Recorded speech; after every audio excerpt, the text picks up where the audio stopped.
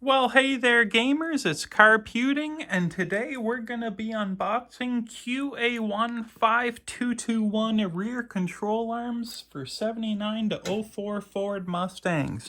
These are going on my 1994 Ford Mustang, along with some other suspension goodies.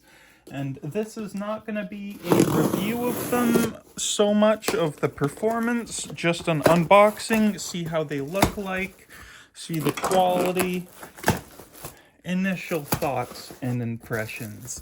So you can see in the packaging here, this is how it comes direct from QA1.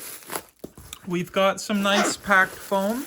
So we're going to take that foam out. Nice fits to the box exactly as you'd expect. And look inside. You've got, there's one. Look at that. Great quality. No complaints on that. And then there's the other. It's that simple. Your sway bar mounts onto there. Good thick metal there. I feel that should hold up. Your spring sits on there. Not bad.